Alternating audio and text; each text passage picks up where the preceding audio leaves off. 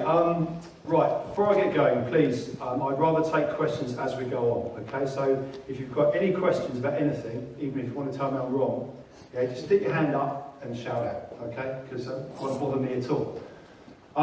Before we start, I just want to get a bit of a feel for what people know, okay? So hands up, please, if you know what unit testing is. Okay, I think that's more or less everyone, so I assume you know that. We've got two frameworks here. We've got PHP Unit and Prophecy, okay? Two code bases that allow you to do unit testing. Who has used PHP Unit? That side of the room, okay. Who has used Prophecy? Oh, one guy at the back. Well done. Okay, well done, James. Right. Okay, that's fine. We're all here to learn something. Everything you see tonight is on this GitHub repo, okay? So all the code examples, the presentation, and some notes I did to go along with it, that's all on there as well. So anything you see, you can grab it later in your own time. Okay, this is me. I didn't originally train as a software developer. I trained as a mechanical engineer. I did that for about 5 years, and then I packed it in and tried to work my way into computer programming. It took me quite a long time. I wasn't really a professional developer since until about 2000, so that was about 10 years into my working career.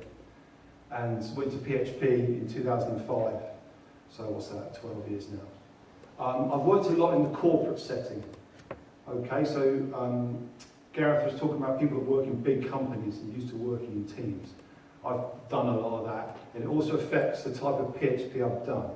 So these frameworks here, Zen Framework 1 and Zen Framework 2, I would say are more common in the corporate world because Zen and iBuildings, the big providers, tend to target the big corporates, and I work for a big cosmetics company called Estee Lauder for a lot of that time, and they've got a place in Fareham, and we used to meet with Zen and these guys a lot. They'd always be trying to get us to buy stuff, which we often didn't do, but they were very interested in us because we had money to spend.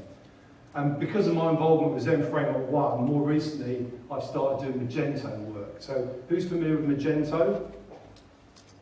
Okay, a few hands there. Magento is an e-commerce solution. I believe it's got quite high usage, but it's based on Zen Framework 1, or the version 1 is. Version 2 of Magento is just out quite recently. That's based on Zen Framework 2.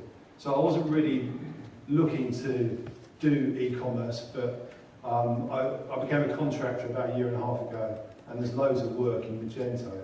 So I've been doing that since, and currently I'm working on a contract on the Isle of Wight. I work for another cosmetics company, one called Liz Earle, that's on the Isle of Wight, and they use Magento for all their web ordering, which is also all their e-commerce, which is like 60% of their business. So it's pretty important to them. Yeah, that's my LinkedIn profile. Okay, so this is what we're going to talk about tonight, okay? The reason I chose this talk is I'm a bit of a unit testing junkie, okay? And PHP Unit has been the kind of standard solutions for 15 years. 2001 it came out. PHP Unit is basically a port of JUnit, which is like one of the kind of big daddies of unit testing, brought to PHP by a guy called Sebastian Bergman. And kind of was the kind of main choice for unit testing for many years. But about a year and a half ago, they included within PHP Unit another library, something called Prophecy. So you actually have a choice inside PHP Unit when it comes to building mock objects, and I'll explain what they are later. You can either use the native PHP Unit mocks, or you can use the Prophecy mocks. And this is a bit of a secret, because if you see from the next slide, this is a bit of Twitter chat. This guy at the top saying, yo, Prophecy is now available in PHP Unit. And the guy below saying, well, actually, it's been there for about a year. So this was a few months ago. And the funny thing is, that guy is the writer of PHP Unit, and that guy's one of the co-developers of Prophecy. So he didn't know that PHP Unit actually offers you the choice. So what we're going to do tonight, okay, we're going to be talking about mock objects, which is a certain way you can build unit tests, and we're going to compare how easy it is and how convenient and how efficient it is to build one first in PHP and then in Prophecy. Okay, so there'll be quite a lot of code examples up on the screen. But if you're not into the code, that's fine, because I'll also be talking general terms about mock objects, the different types of mock objects and why they're useful. Okay, and I should say that all my analysis has been done for version 4.8 of PHP Unit, which is a little bit old hat now. But the problem is, to move on to the 5 version, you need, as I showed on the previous slide, you need greater than 5.6, which we haven't got in my environment. We're only at 5.4.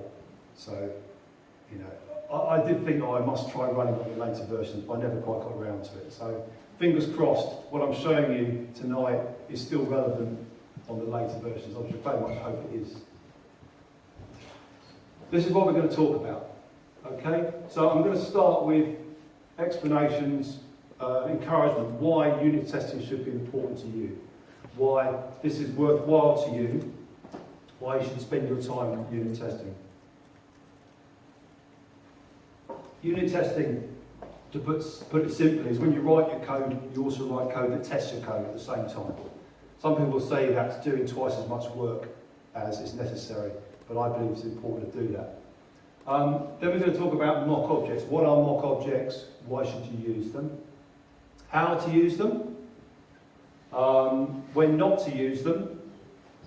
Types of mock objects. And then once we've talked about the types of mock objects, we'll go through and we'll look for each type of mock object. Here's PHP Unit, here's Prophecy. Why is this one good? Why is that one good? Okay? So this is our first part of it. Right, why use unit testing? A little while ago, I went on a training course, and the training course was about negotiation. And they said, if you want to convince someone, the number of reasons you give is important. You can't just give one reason, because one reason is not persuasive enough. But you mustn't give any more than 2 reasons. 2 is the number of reasons you should give. So I'm going to give you 2 reasons as to why unit testing is good. Okay? Firstly, you should unit test because it's the right thing to do. Okay? And the second reason, unit testing will make your life easier. Okay? It's as simple as that. Okay? So I hope you're thoroughly convinced. Okay? There are, of course, other reasons. The reason why it's the right thing to do is that I believe, and I was talking a little bit about this with Gareth earlier, that we should regard our work as a serious occupation. We should regard it as a professional calling. This is a kind of, a policy document written by a guy called Robert Martin, who's one of the long-established figures in programming. And he's always trying to push programmers to consider themselves as professionals and take a professional approach. In my view, if you do a program, if you write programs, and you haven't tested those programs, then you've neglected to do something you could have done. Therefore, you've introduced risk, and you haven't done all you could have done to make sure that you've done professional work. The second reason is going to make your life easier. Well, if you write unit tests when you write your code will be better, because you're actually straight away writing your code to do 2 things. Okay, it's going to run in your application, but it's also got to satisfy your unit tests. Yeah, so you won't get locked into one way of thinking. You will have a more expressive API for that reason. And then with your unit tests in place, you're then free to refactor and change and make your code easier to read and more efficient to run potentially without introducing errors. And that's all going to help you in the long run. You know, you're going to have fewer bugs. And when you want to make changes to your code in the future, the first thing you want to do is, when you pull the code out and having not looked at it for 2 years, is run the unit test, see how the code executes. Okay? So it's in your best interests to write unit tests, in my view. Right, our second thing, mock objects. Why do we use mock objects? And again, I'm going to give you 2 reasons. 1, mock objects are very fast. Now, I'm going to have to talk a little bit about what a mock object is. Mock objects replace things that are something like a database, for example. If you want to make calls on a database to get data out, you could use the standard setup you have in your application, connect to the database, put the data in there, have it ready, and when you want to test something, you call the database and get the data out. But a mock object will represent the database and act like the database, and it's going to be a lot faster, okay? Lots faster. One of the major complaints people have about unit testing is that their unit test suite is really, really slow. Yeah? And it gets slower and it gets slower. Also, it's a right pain to set up databases and keep them consistent, keep the data right. Where with mock objects, you don't have that problem. They're very quick, and they'll only do exactly what you tell them to do. If someone messes around with the data in the database, the mock object won't know, won't care, it'll still keep working as it did before. The other reason, my second reason, is that when you use mock objects, you can be very focused on what you want to test. So say you've got a database, or say you've got an email server, or something like that. You know, loads of bells and whistles, lots of things you could do with it, and lots of things it might do on its own. But if you mock that, you can blank off a lot of that functionality and actually only make it simulate a very small part of functionality, a bit of functionality that is relevant to what you're trying to test. And that's very important because it makes your test easy to understand. They can be very focused, and you can have a suite of very small focused tests instead of a smaller suite with a very complicated test that has to test lots of things. It makes them a lot easier to maintain. It also lets them run faster. Right. There are other reasons why you might want to use the mock object. So I've touched on the slow one. They don't talk about the being focused.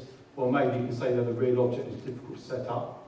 So I've got the references to this at the end of the presentation. This is the official line and all the good reasons as to why you use mock objects. I've talked about the ones that are important to me. Some of these may be important to you. I'm never in this situation where I'm working with a library that hasn't yet been written, but maybe some of you are. Yeah, non-deterministic behaviour. You know, you can't always predict how the thing's going to work, so you use a mock to represent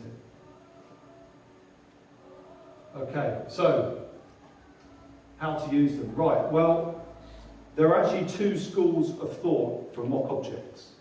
Again, at the end of my presentation, I've got a link to an article by a guy called Martin Fowler, who's a big name in unit testing. And he talks about two schools of test-driven development. He says there's a classicist school, or the classist school, and the mockist school.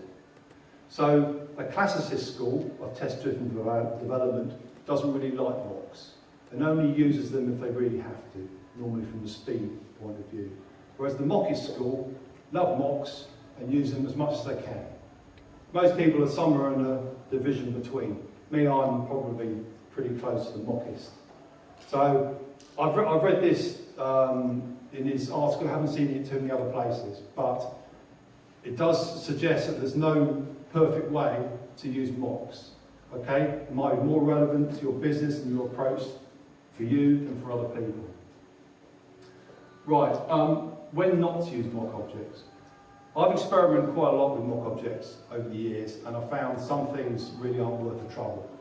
Early on, I tried mocking iterators, and no point. Just, you might have a complicated iterator within your application, but if you want to test it, just use an easy iterator, maybe in the SPL, and use that instead. Don't mock something that simulates. It's too much trouble. Too many calls, very easy to get wrong, not worth it. The other thing, you should not bother mocking are value objects. If you've got like a standard class that's just got data in it, just use one. Yeah, there's no point mocking that. In fact, some of them, Prophecy won't even let you mock value objects. So there's two types of things that aren't worth mocking. The mockist school of test-driven development is looking for interesting objects to mock. Okay, so I guess iterators and value objects are considered uninteresting. Right, next slide. Who can spot the mistake? Well, we're now talking about test doubles, not mock objects. Now, although everyone talks about mock objects, it's not actually the proper term, because they're actually the general word for an object that stands in for something else is a double, a test double. And a mock is a particular type of test double. So, this is some types of test double. Okay, the black ones I'm going to talk about tonight, the red ones I'm not going to. Okay, except to briefly explain what they are. Okay, so say you've got a class, so we'll talk about the dummy first. Say you've got a class, you want to test it, and you want to create an instance of that class, you can call methods, do stuff, see what it does. But you can only create one of those classes by passing something into the constructor. It's not going to use it, but the signature requires something to be passed in. In that situation, what you need is a dummy. A dummy exists just to be passed to another class and allowed to be created, no other reason. It's still got all the methods of the object, the equivalent of a proper implementation of the constructed object, but all the methods return none. That's a dummy. Stubs are used when you have a class that gets its data from somewhere else and gets it from another class. So I've done loads of database adapters over the years. So you pass one thing in and then the adapter changes the output to fit with something else. And I've used loads of stubs with these. You pass the stub into the adapter, and when you call get name on the adapter, it then calls the object within, does the various bits and bobs, and passes out get name. The thing you pass in is the stub. All it does, it just has planned responses for every method call that's made for it, and just passes them through. Just keeps passing them, doesn't get bored, just does it. Sometimes it actually uses the arguments you pass into the method to decide what to pass back. Other times it just doesn't take arguments. Spies allow you to test in a different way. So with a stub, what you're actually testing is the output. So you're working with your adapter, you're calling methods, and the adapter responds, and then you actually check it. Does that match what I expect it to do? With a spy, you test in a different way. You're not testing output, you're actually testing the calls the adapter makes on the thing that it's translating. Okay, it's a different way of testing and can be quite powerful. I often use spies when I'm working with objects I can't change and can't get into. But what I can do is pass objects into them and see what happens to those objects. You know, when you run other processes. Less commonly used, but very powerful. With spies, what they're doing, they are receiving requests and they're logging all the requests they receive and all the bits of data that pass to them. They often will just return null or reference to themselves. They won't send any meaningful output. What they are doing is logging all the requests, and at the end you compare all the requests you've received to what you expect to receive. The last one I'm going to talk to about today is the mock, and the mock actually combines the characteristics of both a stub and a spy. So you can call a mock and it will give you values back, but at the same time it's going to be remembering the calls that you make, what you pass in, how many times you call. And at the end, you do your assertion, your check, based on the output. Did it match what you expected? And also the request that you made. Did they match what you expected? And I've started to use these less and less because I found them very complicated. Even though I've started using them a lot at the beginning, more recently I found that you can end up with a lot of checking and you can quickly get lost. Quickly on the last two, a fake exists it's like I talked about the database example earlier, when you've got a slow running database. A fake exists to replace a slow resource. And a temporary test stub exists to replace code that hasn't been written yet. So this is a summary of the four types of double I'm going to be talking about. So all dummies do, they match a type. They implement an interface or they extend a class, and it will stand in for one of those classes when they're passed into a method, a constructor method. Stubs, yeah, they also implement an interface or extend a class. but they'll also return stuff, they'll do stuff. When you call methods, they'll give you outputs.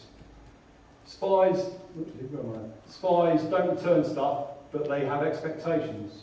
They're going to remember all the calls you make on them, and at the end, if that doesn't match what they expect, they're going to complain. And mocks, as I said, have all these characteristics. So let's move on now and actually compare these for our libraries.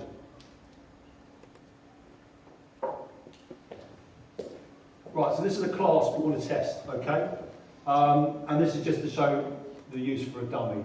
So to create one of these classes, you've actually got to pass an object into it, okay? And this is our call our need for a dummy. So here's 2 unit tests, okay? This one's creating a PHP unit dummy, and this one's creating a prophecy dummy, okay? So is this familiar to people, this section of code here? Generally familiar? Okay. So that's the object we wanted to create. We've included it there. And we've created a mock here with the interface of logger, and we've passed it in. So that call creates an object that looks like a logger and passes it in. And then we perform an assertion here. We actually call the getLog method of that object and check that we've actually got a logger come back out again. Okay. As I said, you wouldn't necessarily do that in a dummy. Often you just do this just to create that class. That's what you're interested in. I'm just doing this to show you that it works. This is the prophecy equivalent. So I find prophecy a bit more long-winded because there's 2 steps to create a mock. Here you just do one. Here you've got to create a prophecy first and then reveal that prophecy.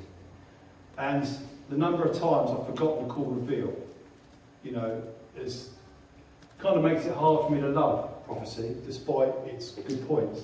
But you've got to do those 2 steps. At the end of the day, you get the same result. Okay, you get out of it an object that looks like a logger and satisfies tests. Can anyone spot anything that's missing on this slide? Well, there's only one include. Yeah, there's no include for the logger. Okay, so you don't need an include to create a mock. Okay, but if you have one, stuff can happen. So I'm going to use a completely false scenario. We'd never do this. You've got the constructor in the logger class and it throws an exception. Okay? So this is just to show what happens to the code within the constructor when you create the mock. So I now include it. Everything else remains the same. And I run this test. Okay? And I'm looking for there's no assertions here, but that's what happens. So the first test is the PHP unit test, and that fails with an error. The second one is the prophecy test, and that passes.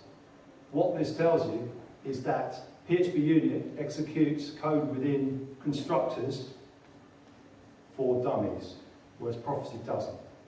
So this can be important, okay? If the code within your constructor is important and relevant, and you create a double with it using PHP unit, it's going to run it.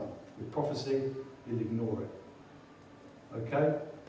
So if you wanted to just deal with that in PHP unit, you can put the expected exception, what's they called now, dot blocks. Annotation. Second? Annotation. Annotations, thank you, Lee. And that will then allow this test to pass, because it will say, oh yeah, I recognise that exception, I expected it. You've got another option as well, which is to actually disable the constructor when you create a PHP unit. Okay? So you've got the tools to deal with that type of scenario with either of the 2 libraries, but it's important to know that in PHP unit, the native behaviour is different from that of the prophecy behaviour. So that's dummies. So we've seen the very basics here about creating mocks. Yeah, we use the get mock call in PHP unit, or we use the prophesize and then the reveal chain call within prophecy. I'm not sure I mentioned mock builder, did I? Oh yeah, when you want to do a bit more than just create a mock in PHP unit, you have to use the mock builder. That allows you to chain additional arguments to your mock creation. So I use that because I wanted to disable the constructor. There are other additional arguments as well. For example, you can choose to mock just some methods and not all of them. So you've got two methods of creating a mock, get mock and get mock builder. And I've seen show the use of that. Any questions about dummies? Gary? Can you enable the constructor in Proxy? No, you can't. No, you can't. Okay, our next type of double is a stub. Okay, so what have we got here? Right, so this is the class we want to test, the logger, and our mock is going to be the user, because what we're testing here is the output of this get username. Okay, a logger writes log information to a file, and sometimes it wants to actually say what user was typing when it created the error. So the user object is available, and it creates the get username by getting the first name and the last name of the user and spitting out the get username. And what we're trying to test here is that this works. You know, when you call the get username method on the logger, it's going to correctly assemble that from the user. So in order to test that, we're not going to create a user from the database, we're going to use a mock. We're going to use the stub, because all that's important is the output.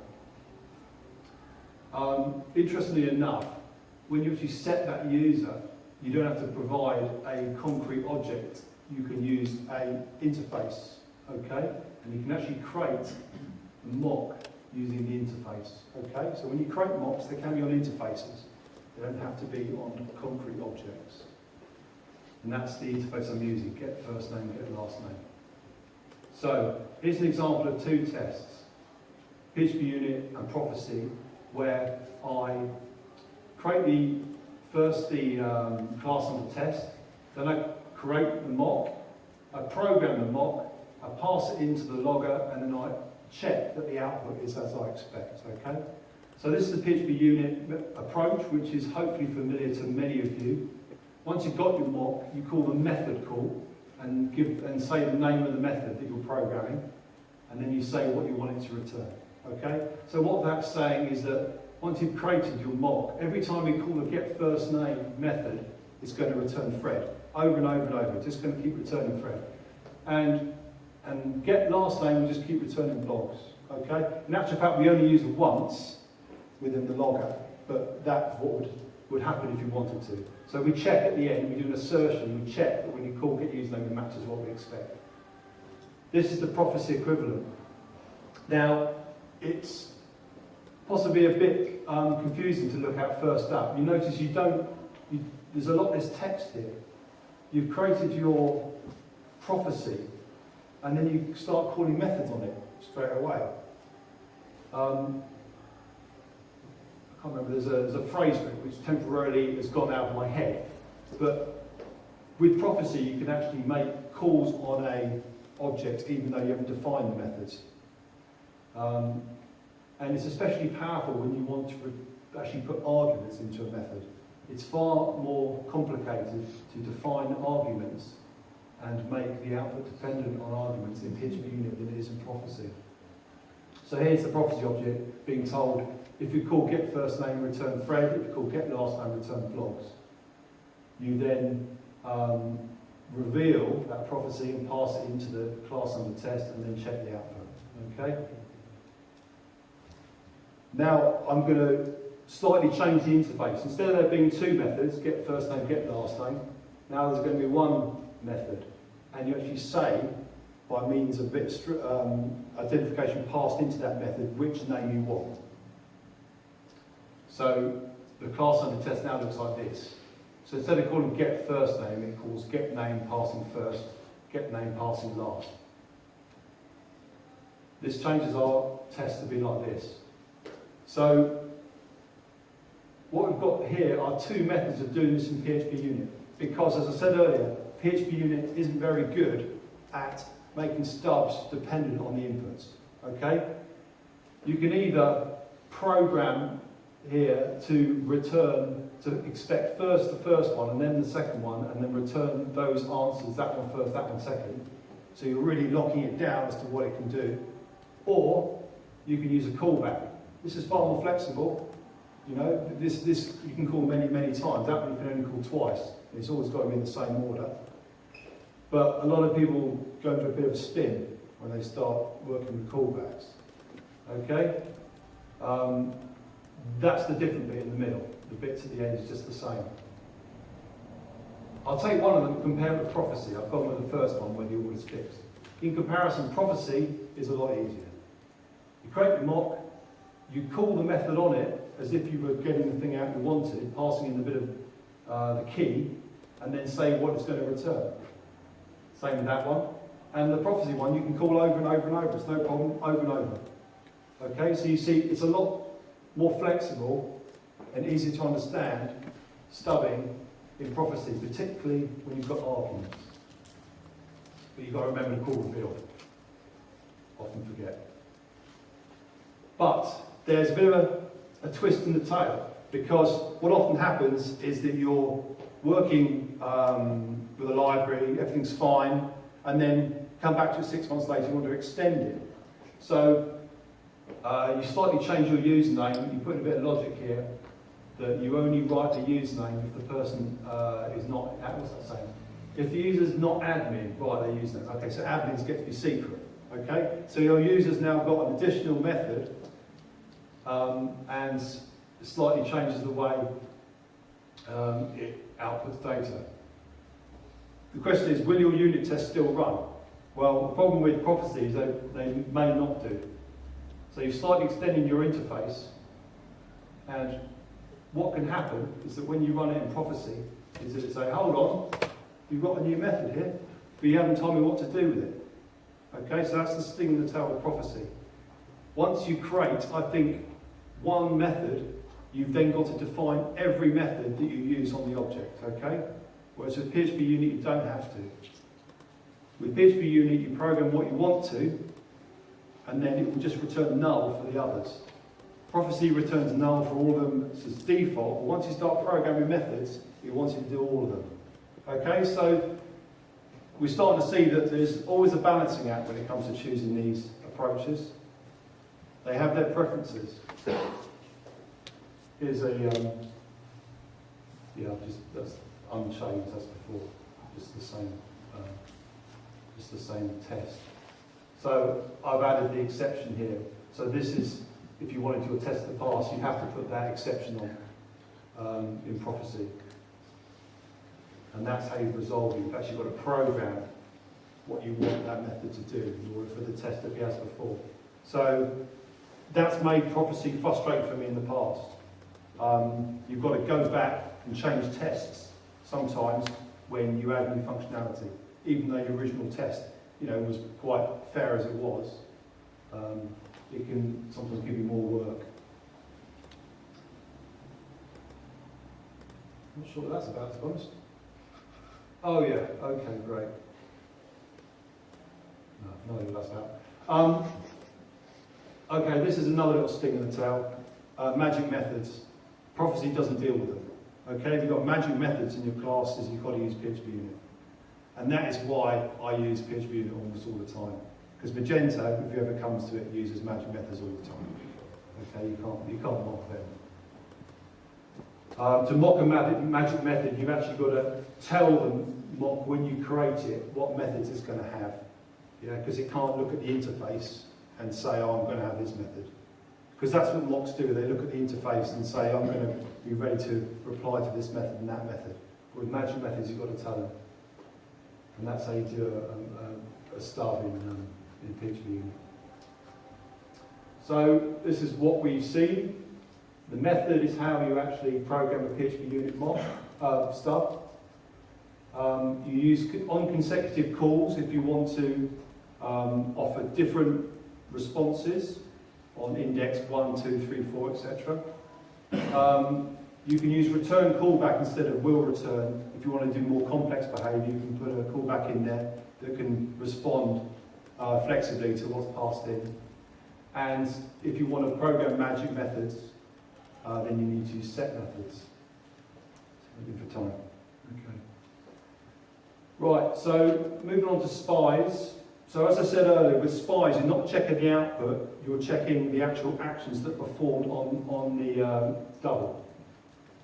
So again, we're working with the logger, we're passing the user in, and then we're using that user object to get bits of information. So now our tests look like this. So this is the PHP unit stub. Okay. Right, so this is, oh, sorry, I've changed that class, but not the function name, which is confusing me. So, yeah, this is just to show what happens when you run this normally. I haven't actually shown you on the output screens before. Yeah, it's not very helpful. Okay. Sorry about this. Right, so here we're programming the output, okay? Here we're programming the input. So we're still working with the methods, but we're not setting up will returns anymore. We're setting up expectations. So now our mock will say, I'm expecting this method to be called. I'm not going to pass anything back, but I'm going to complain if it isn't. And the same with that one. In Prophecy, it works like this. So you just create the user, pass it in, do nothing. The methods will return null. But at the end, you ask, was that called? It should have been called. And the same with that one. Okay? So that's how you do a spy in Prophecy. Interestingly enough, with PHP unit, you set up all these expectations around the class, but it only counts as one check. In Prophecy, each one of these counts as a separate check. That's why on this next slide you see one test with two assertions. Okay, so now we'll look at what happens when you need to pass something into the method to get the bit of data you want, which means that the actual class looks like this. There's the key that's been passed into the object we're going to mock. So this is the PHP unit spy. We're just saying, yeah, we're going to use this method, and we expect first to have, the first time it's called, it'll have the word first passed in, and the second time it'll have the word last. You don't actually set an order with Prophecy. You just say at the end, first should have been called and last should have been called. Okay? Not natively. If you want to set an order, you have to use a more complicated construction. You have to put an assertion within the return definition. So when the Prophecy object is called first time, it will actually check that it hasn't been called second time before it does that. And then that allows you to do your checking at the end. So spying in Prophecy is more difficult because, well, it depends what you're trying to do. If you're just interested in whether something's been called and how many times, it's fine. But if you're interested in order and maybe a chain of events that you're expecting for something to happen, I would say it's more complex to set up in Prophecy. I'm not sure what that's about, so we'll spin on from here, because I'm going to get on to mocks. Oh, okay. All I've got here is just showing, because up to now all we've done is returned strings from, sorry, all we've done up to now is pass strings into objects and confirm that we can predict the type of string passed in. I just want to reassure you that you can also pass classes in. So here we've got a slightly different structure. We've actually got protected methods within our class under test that you actually pass the user to. And even though these are protected methods, you can still set up expectations on them. So spying on those protected methods in PHP unit, we're actually saying we're expecting that method to be called and the user to be passed to it. Okay?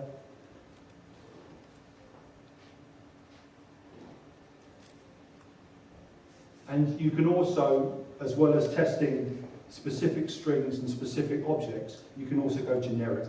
You can test for the types are passed to methods, type string there, and that's the Prophecy equivalent.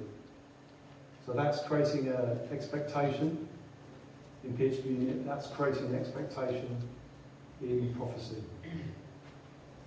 So we can see that's starting to get more complex now, that the get name method on this user has a string passed to it and it's called twice.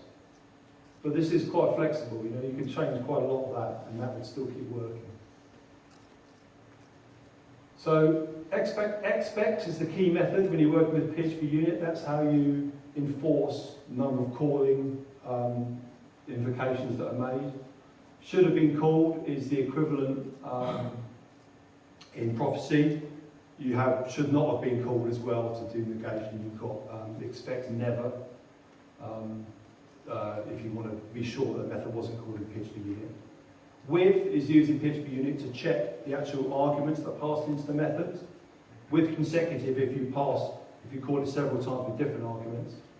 And equal to when you do a with, you don't just plonk the thing right in. You've got to put in an actual check, an assertion check, and you do that by using equal to or one of those families. So you don't just say with, put in the object. You've got to say with, equal to, and the object sits inside the equal to. That's something I've struggled with quite a lot. But you can see all the examples are in the code, so if you're interested, go and find it. Right, so wrapping up now really, because we're on to our fourth one. And there isn't really much new in mocks, because all they are, they're just a combination of what's gone before. There's not going to be a lot of code, because I think I've only got one slide, and it's just got it all on there. Okay, so here's the PHP unit mock. It expects that method to be called twice, with first passed in first, last passed in second, return thread first time and blog second time. And at the end, it's going to check the output. So it's checking both input to the method and also output from the class under test. Okay? Mocks, inputs, outputs, yes, behavior and expectations. This is the prophecy equivalent. So we set up the returns here based on the arguments on the double, but we also check the output from the class under test. And we also enforce a certain number of calls on the method. So, this is locking this down totally.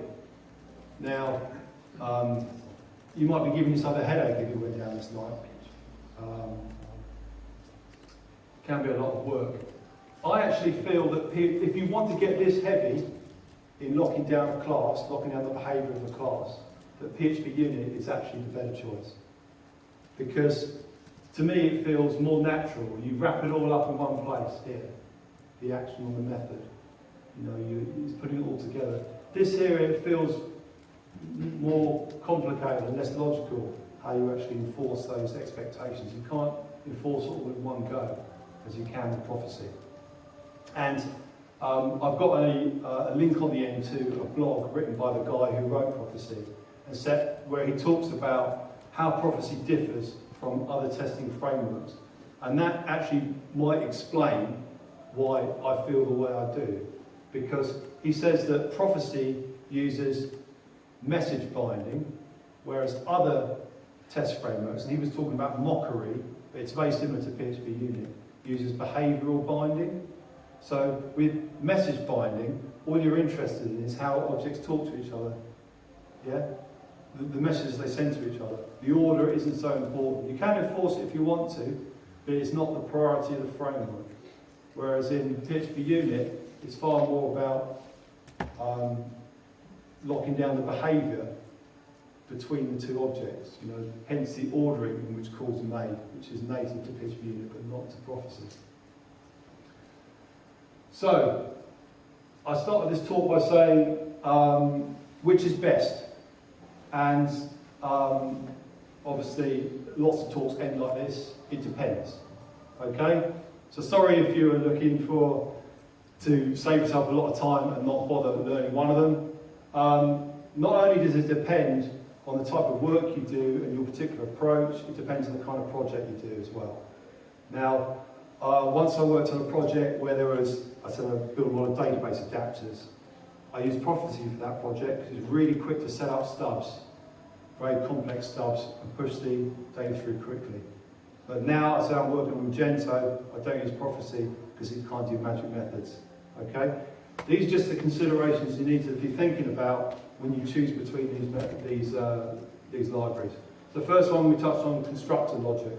Is the code in the constructor relevant? Do you want to test it? Okay, in which case it's got to be a PHP unit because it won't execute under Prophecy. Magic methods, again, You can't support those in Prophecy. If you've got classes that are dependent on them, then you're not going to do unit testing using Prophecy. It's got to be PHP unit. Number of methods. If you've got a lot of methods in your class, the sting of the tail I talked about earlier can bite you. That is, Prophecy requires you to define every method you hit in your test. Okay, so if it's a really big complex class, Prophecy might not be a good choice because, say your logic gets more complex, you've always got to be going in there and adding new methods, even though they don't really do much. Whereas in PHP unit, they'll just keep returning null over and over and over, and you can probably live with that, it probably won't break much. It's actually the history of Prophecy, I think, that makes it like this. Prophecy is associated with PHP spec. Who's familiar with PHP spec? I'm amazed. Oh, thank you. One at the back. PHP spec is a way of creating classes using test-driven development, but also behavioural-driven development. Basically, you kind of create the test first, and then they then create the classes. And you always use like English language to create the tests. And it's very impressive when you see it demoed, but it's only really if you work in a greenfield project and you're in control of everything in your project and you want to build lots of small classes and link them all together. PHP spec's great for that, but in the real world where I've worked, I've never managed to be able to use it because I'm always picking up work that someone else has started and running with it, you know, and there isn't a chance to kind of generate my own libraries most of the time. But that approach of generating everything and writing the test first is also behind the origin of Prophecy, because Prophecy and PHP spec are part of the same library, and they very much influence each other. So I think Prophecy really prefers small classes where there's a small number of methods and you're in control of those methods. So it's possibly suited to smaller projects, smaller classes. But if you're passing arguments into your methods, Prophecy, I think, is a lot easier to work with in PHP unit. The stub examples I showed you earlier, we've got a single method for get name, and you pass in whether you want first or last. So much easier to program them using Prophecy and this kind of magic method creation it uses, or anonymous method creation than the other. If method call order is important, if you want to establish a chain of events in your unit testing, I think you'll find PHP unit much more natural. It's harder to do in Prophecy, okay? But if you're not bothered about that, you just want to make loads of calls on an object, don't care the order, not important, probably Prophecy is a good one for you. It's going to be far easier to program your stubs for that. And also, I've talked about the difference in input testing and output testing tonight. Are you checking what comes out and comparing it to an expectation? Or are you putting an object in and seeing what's done to that object? Now, that will also inform the type of library that you use. I couldn't say which one's better, but I think possibly most people's default testing option is to always test output. Maybe think about testing input as well. It can be very elegant to actually testing behaviour. Okay, so I'm finishing now. These are some of the references I used to prepare this talk. That's the link to the oath, the manifesto for a professional approach to programming. Uncle Bob writes an interesting blog. This is an online resource for that. The 7 reasons I think as to why mock objects are good. There's Martin Fowler's piece. And these are 2 more testing frameworks that I haven't had time to look at, but are out there if you have a look at both of these and decide they're not for you. Atom, I heard for the first time when we had the French guy speaking, maybe last month or the time before. Apparently it's big in France. And Mockery has been around for quite a while. I don't know it, but I think it's kind of a slightly souped up version of PHP unit. I think it's got quite a community and quite a following. So they might be worth checking out. And that is that. So, any questions? Oh, yes. How does it deal with coverage and coverage reports and stuff like that? Can you plug all that stuff into it? Yeah, now, as I said earlier, and I'll emphasise it again, if you use PHP units, it's 4.8, Prophecy's in there already, okay? And it's running within the PHP unit framework. So all the stuff you're used to with PHP unit is for free. So I didn't make it clear, but the assertions generated at the end of the PHP unit run, they could be Prophecy, they could be PHP unit. And the coverage, that's just the same. So Basically extending PHP units functionality and just wrapping it up with its own thing. yeah, absolutely. So and that's why I'm urging to consider it, because it's really a very low bar to actually try writing some Prophecy mocks. And all the other stuff just keeps going. I mean, I've got a few Prophecy classes in my current unit test suite. So you can just mix and match basically. You can mix and match, yeah. Yeah, it's all about simplicity and flexibility, and having the ability to use Prophecy can make certain tests a lot easier to run. As I say, for me, the ratio is very much towards PHP unit at the moment, because that's the infrastructure I'm working in. But Good to have it. mine will be that, yeah. Any more questions? Sorry, Karen. You spoke about using the right one for the right project, but then when I talk about mix and match, would you consider it an anti-pad in a single sort of repository of code to use both PHP unit mocking, studying test levels, as well as Prophecy side by side? Well, you're increasing the expectation on the programmer, without doubt, but then I don't think many people understand mocks well at the moment. So it would be dependent on the level of knowledge within the team. But I would argue that the benefits are significant, because I write quite comprehensive unit tests, and I believe you need to, especially when you're working with legacy code where the classes are often quite big.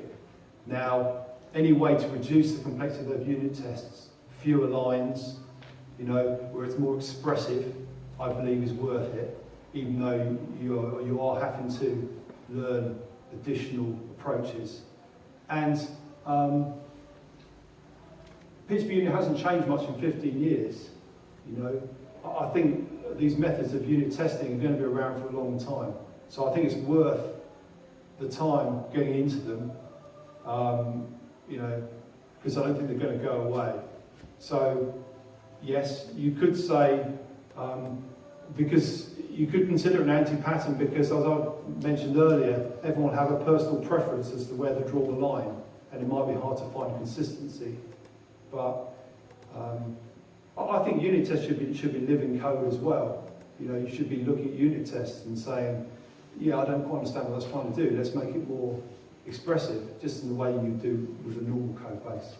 Does that answer the question? Absolutely. I think it's choose the right tool for the right job. Yeah.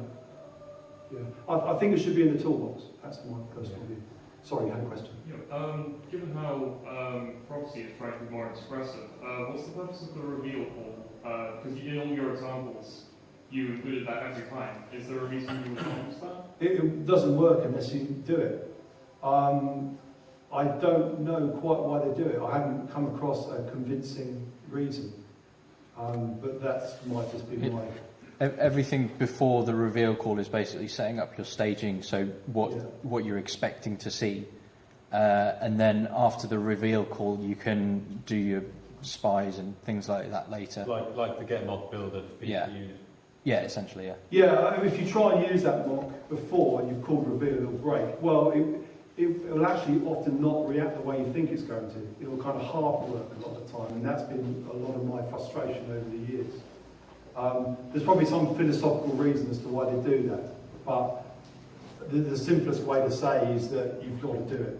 You do your setup, and then as James said, you call your reveal and say this is now ready. But it's something that continually puts me off Prophecy, the fact I've got to take 2 steps. Any more questions? Okay, great. Thank you very much.